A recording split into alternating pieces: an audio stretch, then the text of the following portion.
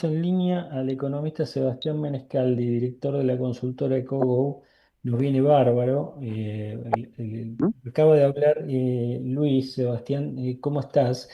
Acaba de hablar Luis Caputo y confirmó que Milei no estaba de acuerdo con la fórmula de la Baña para hacer cambios y medir la inflación. Por lo que dijo, me da la impresión que Caputo, por supuesto, tampoco estaba de acuerdo. ¿Cómo ves esto, Sebastián? Buen día, buenas noches a todos. A ver, la verdad es que genera muchas dudas, como ustedes están diciendo, esta situación provoca una incertidumbre que creo que es innecesaria, eh, y la verdad que genera dudas el por qué por qué no lo están aceptando. Porque la verdad que el cambio este ya había sido anunciado el 14 de octubre pasado, tenías un largo calendario que estaba avisando que iba a ocurrir ahora. eh, Y creo que también era necesario en parte porque, bueno, era reconocer un cambio en la canasta de consumo, dado que la canasta de consumo que estamos utilizando ahora para medir la inflación no fijaba de manera certera los niveles de consumo, los consumos actuales de los hogares, y la verdad que iba a mejorar la estadística pública haber hecho este trabajo. Obvio con cierto retraso, eh, y la verdad que me parece que era importante hacerlo. Está claro que este trabajo no lo podías hacer en el año 2024, donde todavía los precios relativos de la economía no estaban acomodados, las tarifas estaban muy atrasadas, los precios de los bienes estaban muy sobrevaluados por el cierre de la economía, pero la verdad es que llegando ahora a 2026, bueno, gran parte de esas cuestiones ya estaban empezando a ser solucionadas, quedaban cierto ajuste de precios relativos, pero no muy grande en principio, y bueno, hacer el cambio en la canasta, tal como estaba anunciado de manera previa, la verdad que hubiera sido bien hacerlo y no suspenderlo de esta manera con la renuncia del director de INDEC apenas 8 días antes de cuando iba a ser publicado. Esa quizás es la cuestión extraña donde creemos que el gobierno está cometiendo un error de política económica, que bueno, hay que ver si es que de acá en adelante con el relato logra encauzar la cuestión o, bueno, esto quizás le genera más desconfianza y algún ruido en términos económicos.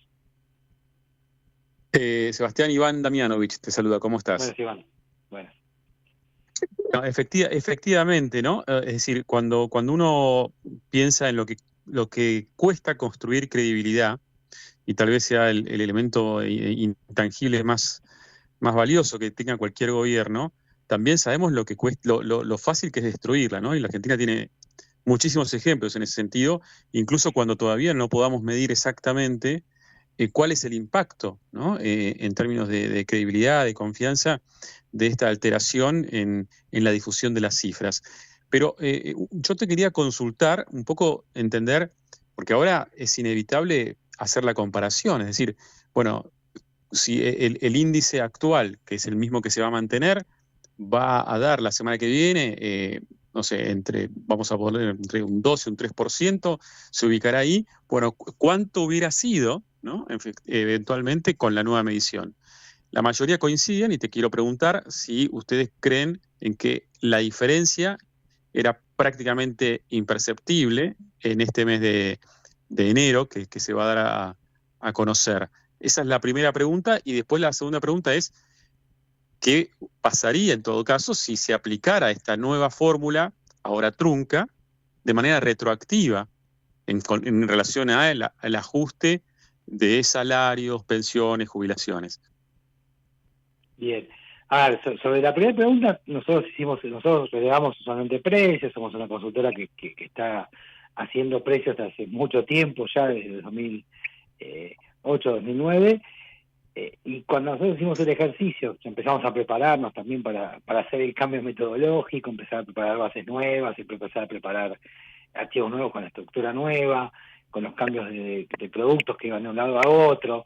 Bueno, la verdad que cuando hicimos el ejercicio, la verdad que nosotros nos dio, con la metodología veníamos usando, nos dio una inflación de 2,4% para el mes de enero, y cuando metíamos esa información en la metodología nueva, la verdad que nos daba lo mismo. O sea, no había, esa es por eso la mayor duda de por qué toda esta cuestión, porque la verdad que no había un cambio muy importante en los niveles de inflación, y nosotros miramos para atrás. El año pasado habíamos tenido 1,6 puntos de diferencia en la inflación acumulada. En 12 meses tendrías 1,6 puntos de diferencia. Quizás hubiera sido más alta en 2024, pero bueno, el 2024 fue un año de corrección de precios relativos que para nosotros no debía aplicarse este cambio, porque la verdad que era un momento donde los precios no eran estables. O sea, con lo cual te puedo decir que la verdad que en principio no hubo hacia atrás, digamos, no hay, digamos, la diferencia entre una metodología y la otra. En principio, para enero no había cambios, por lo menos eso es lo que nos dio a nosotros. Hacia adelante, bueno, ibas a tener podías llegar a tener un sesgo de un poco más de inflación. ¿Cuánto? 1, 2 puntos más de inflación, eventualmente. ¿Por qué? Pues bueno, porque en la economía tenés a los bienes que están creciendo, dada la apertura, están creciendo menos que el promedio, que parte de la corrección también de precios relativos de Argentina, después de haber estado muy cerrados de manera excesiva. Eso venía con una corrección muy fuerte en algunos de los precios electrodomésticos, los precios de los textiles, que volvían, digamos, venían creciendo bien por debajo de la inflación, y se empezaban a crecer los precios de los servicios, parte de los regulados, que todavía están atrasados, si querés, tienen cierto atraso, no gran atraso, cierto atraso mucho menor al que estaba cuando hubo cambio de gobierno, y también el resto de los servicios, que bueno, el resto de los servicios eventualmente están reflejando un salario, entonces implican que, bueno, esos servicios, si crecen un poco por encima de la inflación, implica que hay un salario que está creciendo en términos reales. Bueno, como tienes mayor composición de servicios respecto a los bienes, la nueva canasta, bueno, eso podría implicar que tengas un poco más de inflación a lo largo del año. Ahora, 1 punto, 2 puntos, ¿no? Uno no esperaba que tuvieras un cambio muy importante en principio. Teniendo en cuenta que lo que es el gasto, que está atado a la inflación, que principalmente son jubilaciones y pensiones, y la UH, eso representa aproximadamente 6,8 puntos del PIB en 2025, bueno, un punto hubiera implicado un incremento del gasto equivalente del 0,07% del PIB en todo el año, que en términos de dólares son aproximadamente 700 millones de dólares, un poquito menos también. Entonces, la verdad que asumir este costo de haber generado incertidumbre en la confianza pública sobre las cifras, sobre las estadísticas públicas, la verdad parece un costo muy alto respecto a lo que te podría generar no avalar el cambio. Así que por eso a mí me llama la atención la cuestión detrás de todo esto.